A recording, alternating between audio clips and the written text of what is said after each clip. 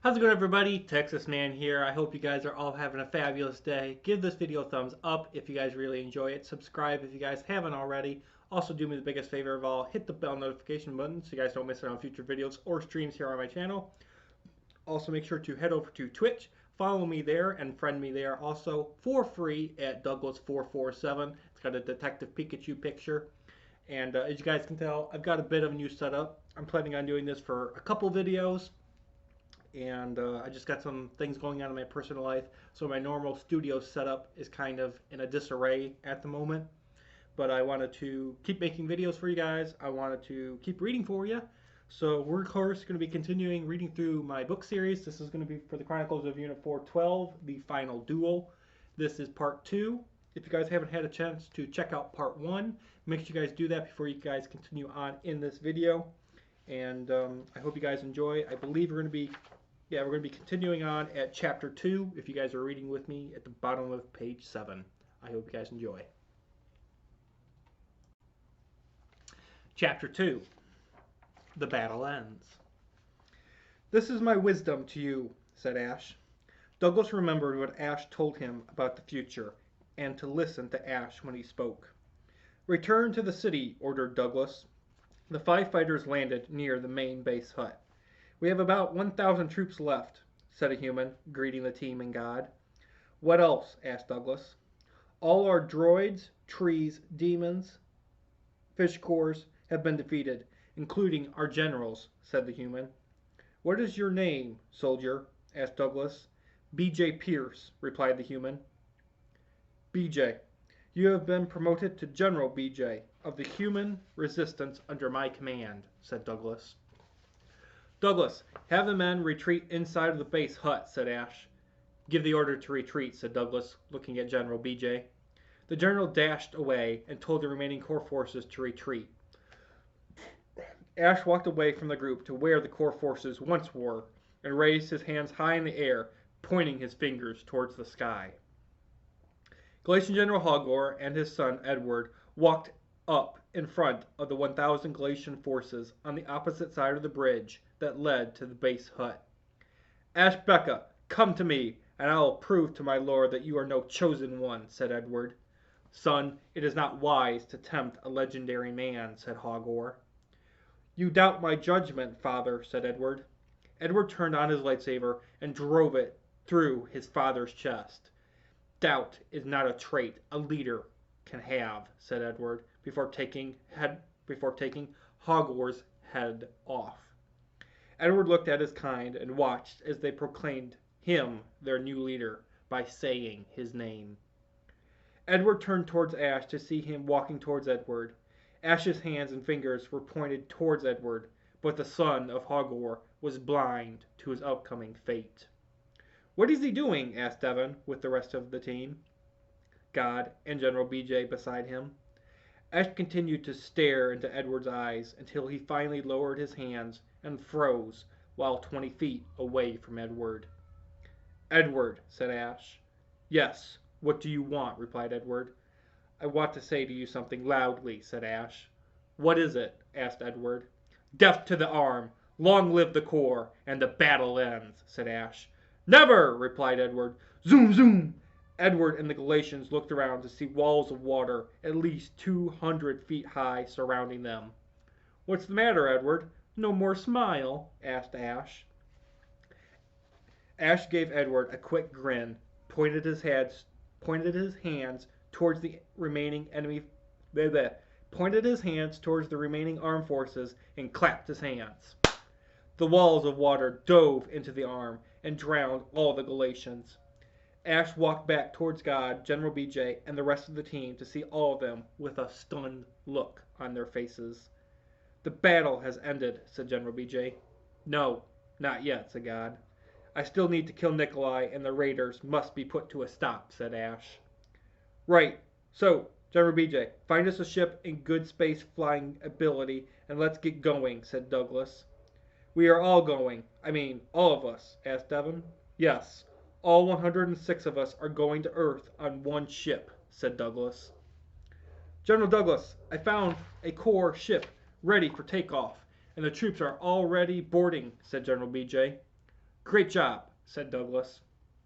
Very soon the battle will end, said Deborah. Yes, in less than 2 hours Nikolai will be defeated, and evil as we know it will be gone forever, said Devon. Unit 4 God and BJ boarded the course ship and entered the command bridge with humans already there. General Douglas has command of this vessel and everyone on board. Don't like the commander? Then leave now, said God. No one left the ship because they did not want to remain alone on a planet with dead bodies everywhere. Location: the Noble Office.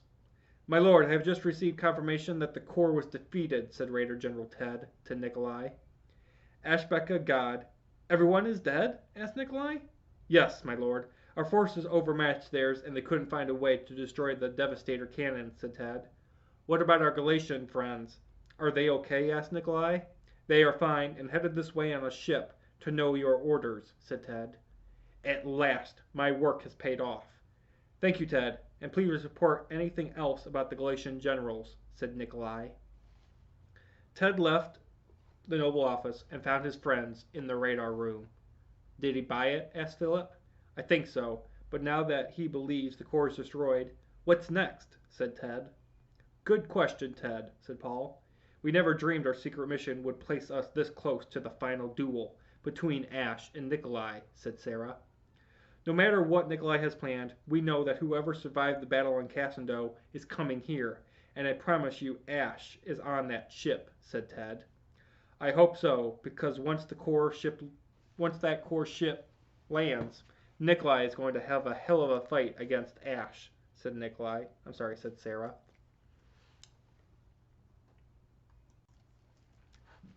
Location: core ship, edge of Sector 22.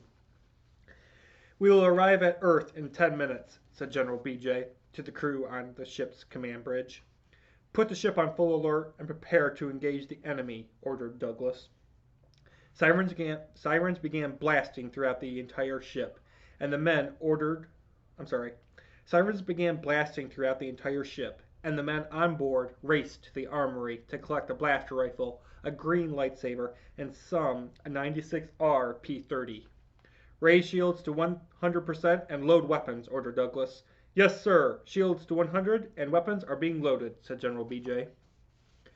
Location: Earth, the Noble Office. You summoned us here using the speaker system, said Ted to Nikolai. Yes, I want you four to have the honor to actually eradicate the word core from the universe and my ears, said Nikolai. The Raider generals did not understand, and it showed on their faces. Amy Long and Brittany Lewis are still alive, said Nikolai. They are prisoners of war and have committed no act of war against you, said Paul. They did not even fight against our forces on Cassandra, said Philip. My lord, I must agree with my friends. So, I don't understand your need for more bloodshed, said Ted. Raider General Ted, said Nikolai strongly. I am ordering your team to terminate the remaining and loyal Corps members, Amy and Brittany, within 5 minutes, said Nikolai. It will be done, my lord, said Ted. The Raider generals left the Noble Office and walked to the radar room. What do we do now? Asked Sarah. Ted looked at a screen that showed the core ship with God, General BJ, Unit 4, and the other 100 humans on board. We have less than 2 minutes before our allies across the hallway have to be killed, but the core ship will be here in 3 minutes, said Ted. What does that mean? Asked Sarah. It means our friends will be here after we have to carry out the execution, said Ted. What's the game plan then, Ted? Asked Paul. We will tell Amy and Brittany to keep our true identity from everyone a secret, and afterwards we will remain in the Noble Office, said Ted. The radars informed Amy and Brittany of the upcoming events while a core ship landed just outside the White House, after taking out several defense towers. The radars raced inside of the Noble Office and locked the doors.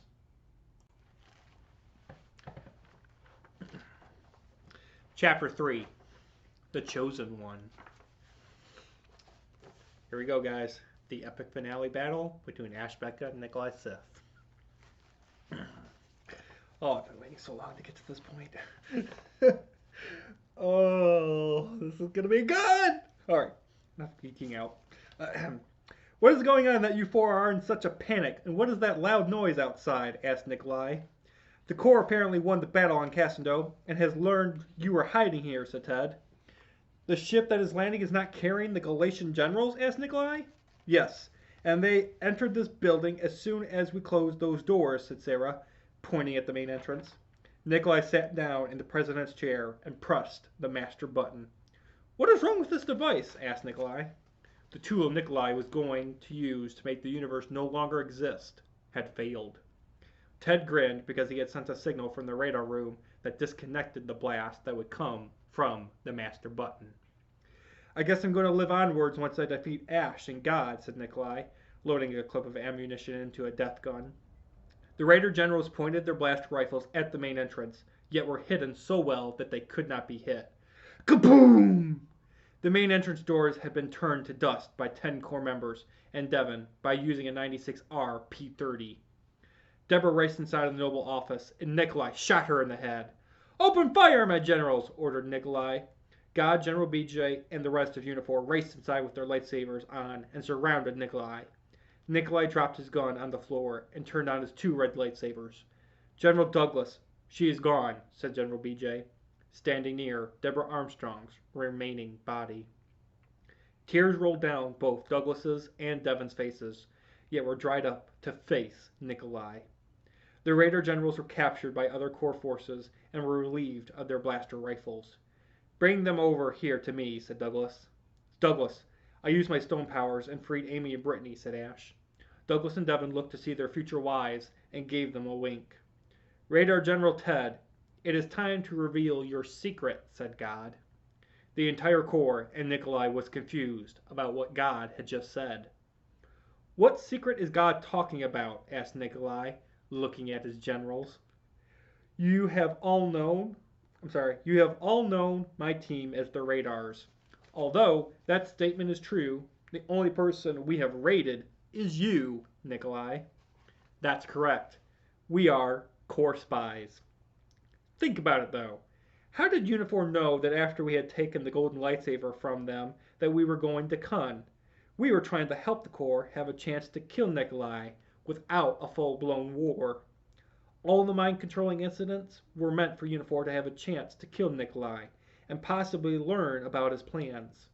We destroyed New Earth and New Heaven because God learned that a dangerous disease was about to spread, and so he sent us a message to use Tasper 12's plasma cannons to eliminate the virus, with no one on the planets. We captured Amy and Brittany, not to have a ransom ready or an execution take place.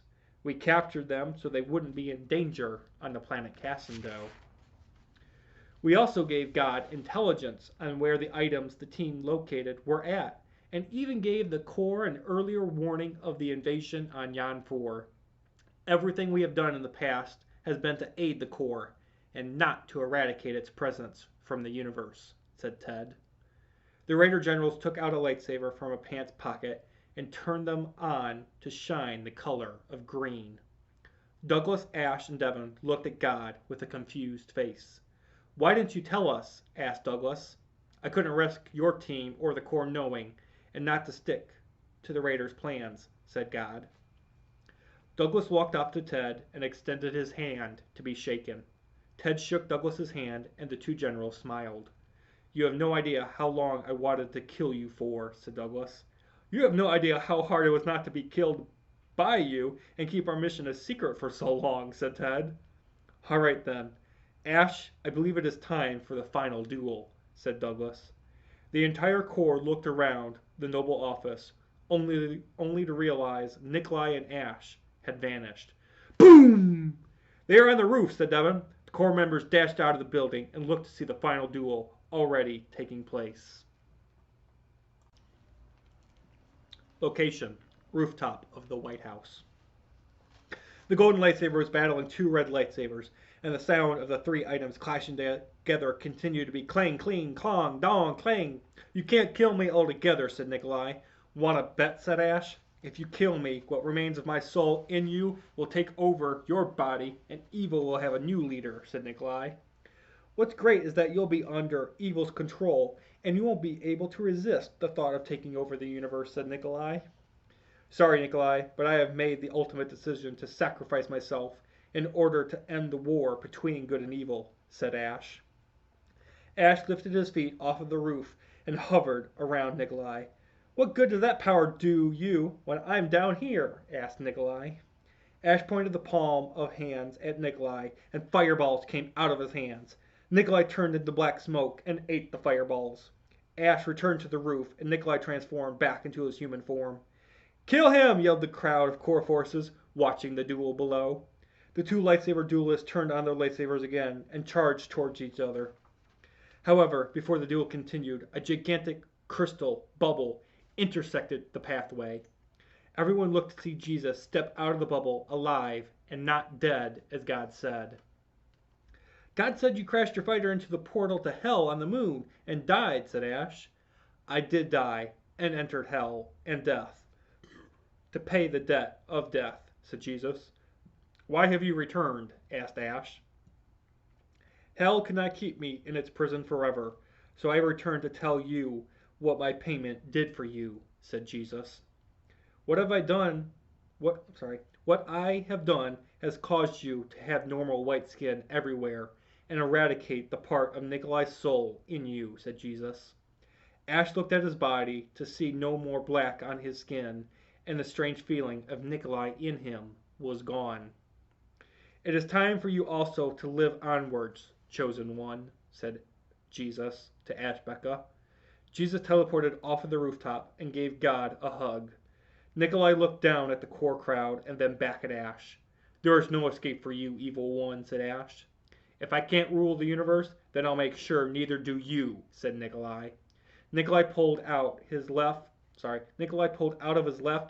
back pants pocket a second master button. Do you know what this will do if I press this tiny red button? Asked Nikolai. No?